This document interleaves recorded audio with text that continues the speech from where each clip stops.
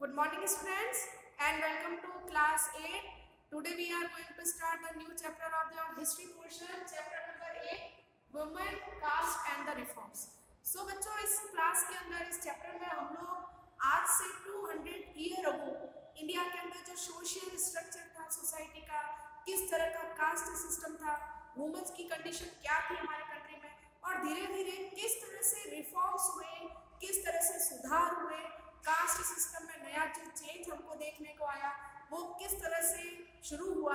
इसी के साथ में आज से 200 ईयर अगो इंडिया के अंदर जो वुमेन की कंडीशन थी किस तरह की थी, क्या वे एजुकेटेड होती थी या नहीं होती थी, उनके मैरिज की एज क्या रहती थी, ठीक है। और इसी के साथ में कुछ सोशल इविल के बारे में अपन लोग बात करेंगे ताकि हम लोग ये समझ सके कि अगर हम लोग बात करें कि ब्रिटिशर्स के इंडिया आने से पहले इंडिया के अंदर कई सारे बच्चों सोशल इवेंट थे, समाज में कई सारी बुराइयां थी। जब हमने लास्ट चैप्टर में बच्चों पढ़ा कि इंडिया के अंदर एक नया एजुकेशन सिस्टम शुरू किया गया जिसमें हमने लॉर्ड मैकाले के बारे में पढ़ा, जिसने सबसे पहली बार 1854 के अंदर इंडिया के अंदर पहली एजुकेशन पॉलिसी स्टार्ट की। उसके बाद में हम लोगों ने इंडिया के अंदर सेकेंड टाइम जो एजुकेशन पॉलिसी जो स्टार्ट की गई उसके बारे में जाना। एजुकेशन जब इंडिया के अंदर प्रॉपर तरीके से स्कूलिंग सिस्टम स्टार्ट हुआ, वैसे एजुकेशन तो इंडिया की पूरे वर्ल्ड के अंदर बहुत ही अलग यूनिक थी और इसीलिए इंडिया को वर्ल्ड गुरु कहा जाता है, ठीक है। लेकिन जो सिस्टम था उसमें बदलाव किया गया, एक बहुत ही बेटर सिस्टम इंडिया के अंदर अंग्रेजों ने शुरू किया, ब्रिटिशर्स ने शुरू किया और धीरे धीरे स्कूलिंग के साथ में नई नॉलेज, नई टेक्निक्स और साथ में कुछ ऐसे सब्जेक्ट जोड़े गए जिसके कारण लोगों की नॉलेज बढ़ती गई। नॉलेज बढ़ने के कारण लोगों के अंदर अवेयरनेस आई।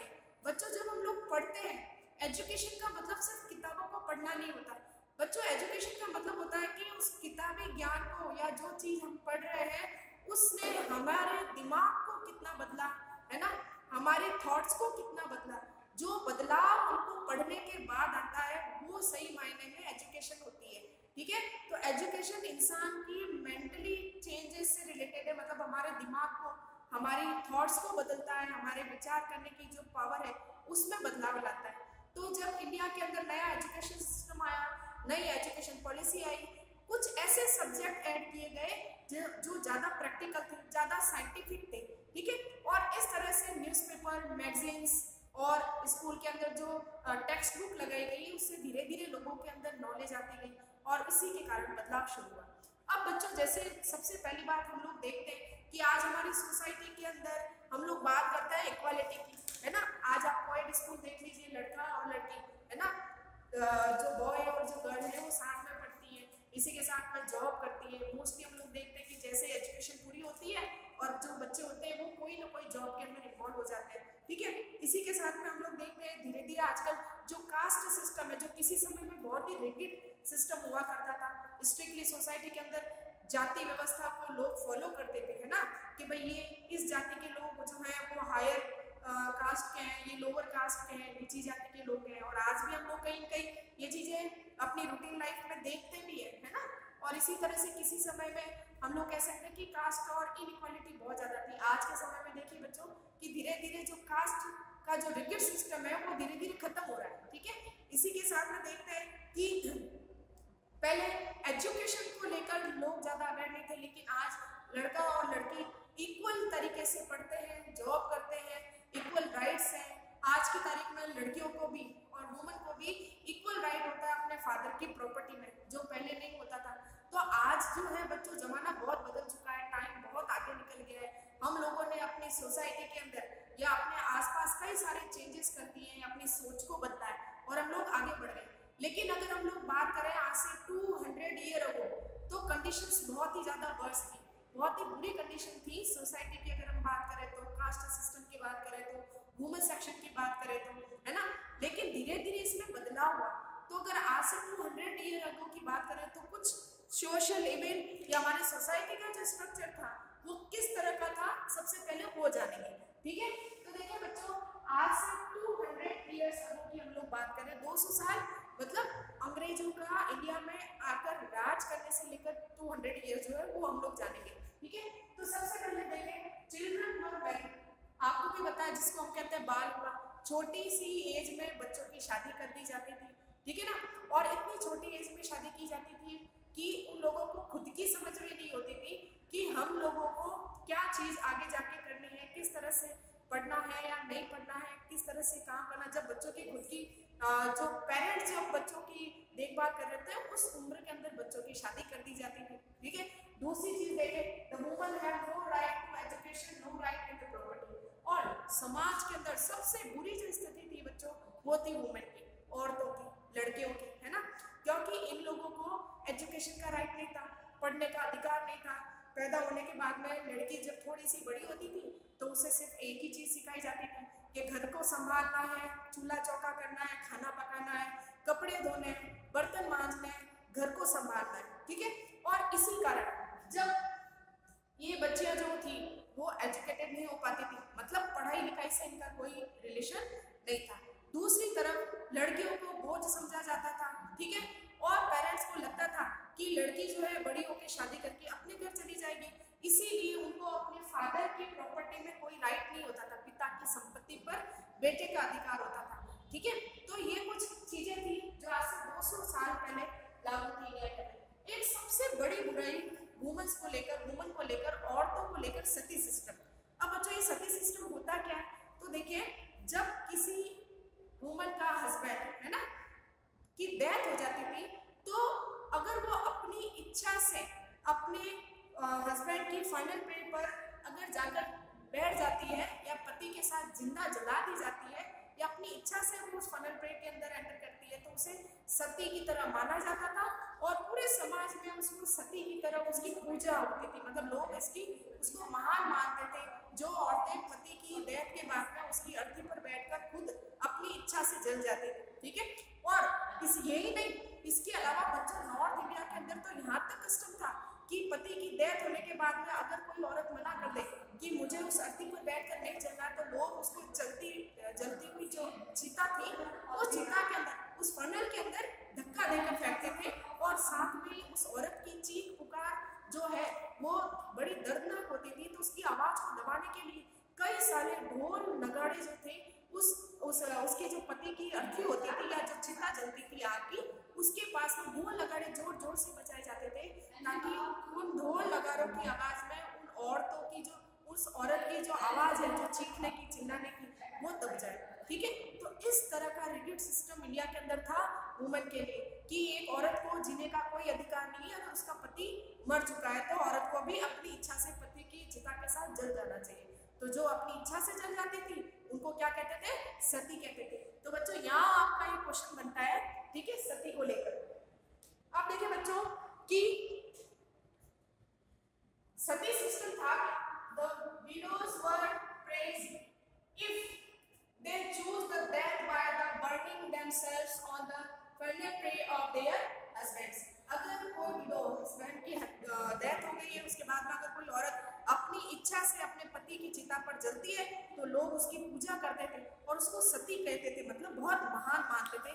लेकिन बच्चों आप इमेजिन कीजिए एक इंसान जीना चाहता है और जबरदस्ती अगर उसे जला दिया जा रहा है तो ये कह सकते हैं कि एक तरह की हत्या है। हम एक इंसान को जबरदस्ती मार रहे हैं ना, तो यहाँ पर ये सोशल इविल था, ठीक है। इसके अलावा देखें difference between the man and women. समाज के अंदर आदमी और औरत में बहुत बड़ा भेद था और आज भी ये बच्चों हम लोग भी जानते हैं कि आज भी सोसाइटी के अंदर हालांकि हम लोग देखते हैं कि एजुकेटेड हो रही हैं लड़कियां, पढ़ रही हैं, जॉब पर जा रही हैं, लेकिन कहीं ना कहीं एक प्रेशर हमेशा उनके ऊपर डाला जाता है कि समाज में सबसे आगे जो रहेंगे वो हमेशा ही जो मैन है वो हमेशा आगे रहेंगे, आदमी हमेशा आगे रहेगा। जो भी डिसीजन लिए जाते हैं वो एक घर का आप देखिए बच्चों मुखिया जो होता है वो कभी औरत नहीं होती। आज भी हम लोग देखते हैं मोस्टली ज़्यादातर फैमिलीज के अंदर जो है वो सारे डिसीजन कौन लेते हैं, उस घर के जो मैन होते हैं, जो हेड ऑफ द फैमिली होते हैं वही लेते हैं। औरतों का किसी तरह का कंट्रीब्यूशन, किसी तरह का डिसीजन इन फैमिलीज के अंदर नहीं माना जाता। दूसरी चीज है कि समाज के अंदर आदमी और औरत में इतना भेद था कि औरत को सिर्फ 4 दीवारी के अंदर कैद कर दिया जाता था। औरत का काम सिर्फ ये था कि वो अपने घर और परिवार को संभाले, उसके अलावा उसका जीवन जो है कहीं पर नहीं, ठीक है। तो इस तरह से वुमन और मैन के बीच में बहुत बड़ा चेंज उस समय देखा जाता था, ठीक है। इसके अलावा देखें the caste system based on the वर्णाश्रम।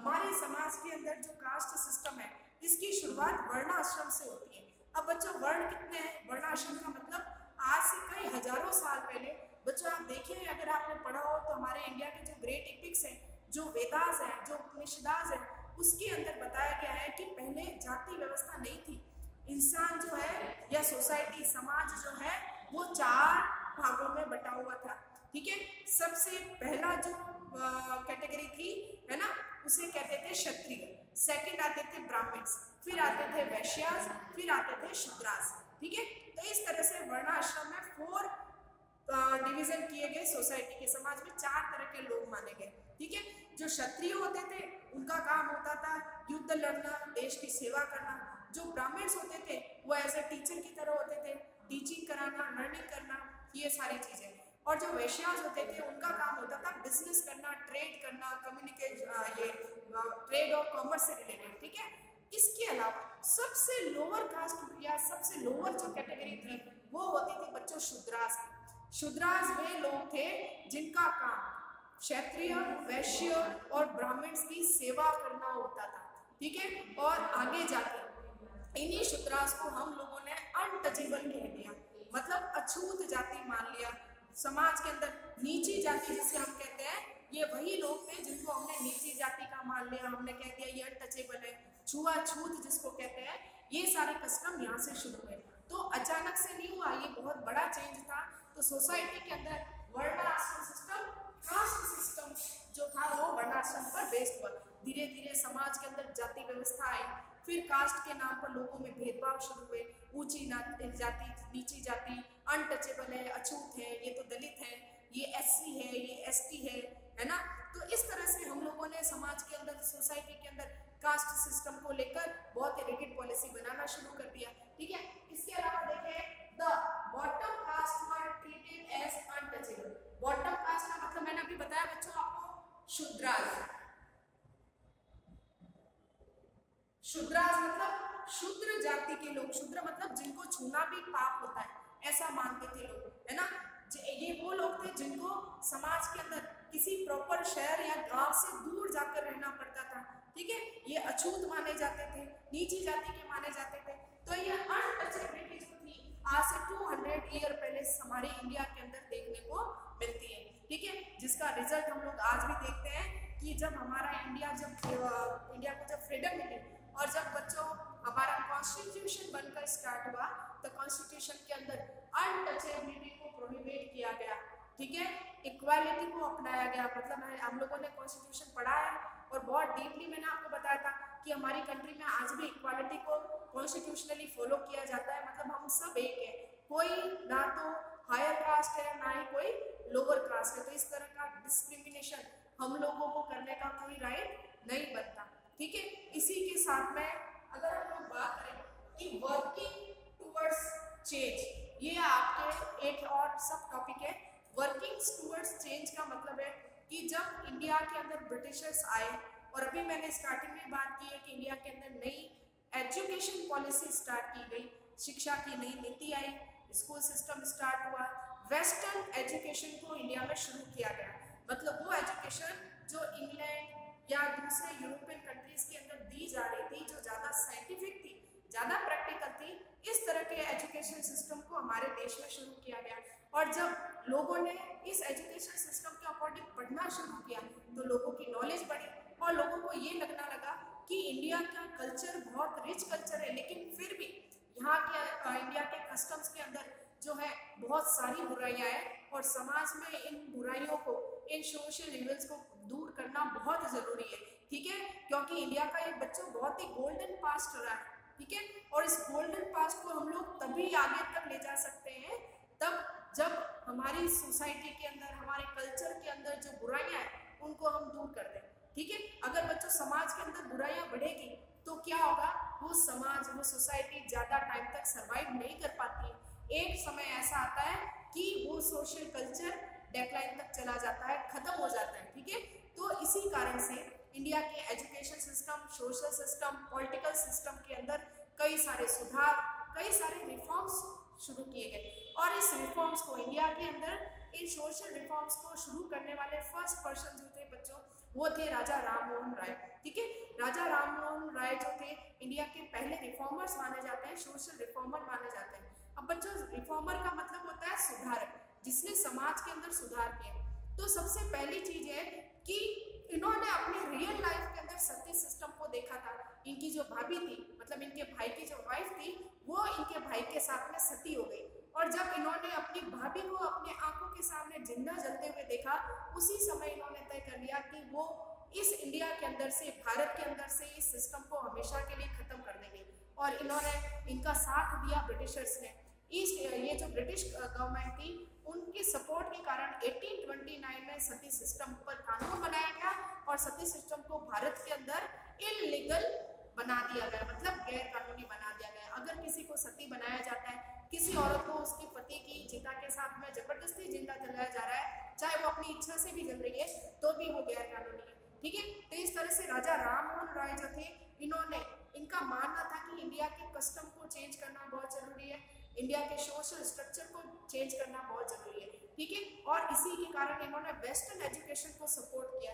धीरे धीरे इंडिया के अंदर बच्चों प्रिंटिंग प्रेस शुरू हुई। ठीक है, जब प्रिंटिंग प्रेस शुरू हुई तो इसका सबसे बड़ा फायदा ये था कि एक बहुत ही लार्ज क्वांटिटी के अंदर मैगजीन्स, बुक्स, बड़ी बड़ी नोवेल्स, है ना, और जो ग्रेट ऑथर्स थे, बड़े बड़े जो लेखक थे, उन लोगों की किताबें जो थी वो मार्केट के अंदर पहुंचने लगी, न्यूज़पेपर बनने लगे। और इन न्यूज़पेपर को लोगों ने पढ़ना शुरू किया, तो लोगों को पता चलने लगा कि जो कुछ भी कंट्री के अंदर हो रहा है ना, उसमें कहाँ कहाँ पर सुधार की जरूरत है, क्या क्या चीजें बदलनी होगी। ठीक है, तो इसकी शुरुआत जो है बच्चों, वो मानी जाती है राजा राममोहन रॉय थे। ठीक है, ये जो राजा राममोहन रॉय है बच्चों, इनका टाइम पीरियड था 1772 से लेकर 1833 तक का। ठीक है, और राजा राममोहन रॉय जो थे वो कलकत्ता के रहने वाले थे। ठीक है, तो आगे हम लोग बच्चों बात करेंगे राजा राममोहन राय की, इसके अलावा कुछ और भी जो है ईश्वर चंद्र विद्यासागर की, और भी कई सारे इंडिया के ग्रेट सोशल रिफॉर्मर्स की, जिन्होंने समाज के अंदर सुधार किया और बहुत अच्छा सुधार किया। बहुत ही पॉजिटिव वेज इन्होंने दी समाज के अंदर, सोसाइटी के अंदर कास्ट सिस्टम को खत्म किया, वुमेन सेक्शन को बहुत ही अपग्रेड किया। आज जो हम लोग देखते हैं कि आज समाज के अंदर, सोसाइटी के अंदर जो वुमेन आगे बढ़ के आ रही है ना, जॉब कर रही है, आगे आप देखिए प्रेसिडेंट, प्राइम मिनिस्टर, हर जगह आपको मिलेगी कि कोई ना कोई औरत कोई अच्छी हाई पोस्ट पर है। ठीक है, तो कल हम लोग बच्चों बात करेंगे कुछ सोशल रिफॉर्मर्स के बारे में, किस तरह के सुधार किए। तो आज की क्लास में यहीं पर एंड कर रही हूँ बच्चों, कल फिर मिलेंगे। Thank you and good bye.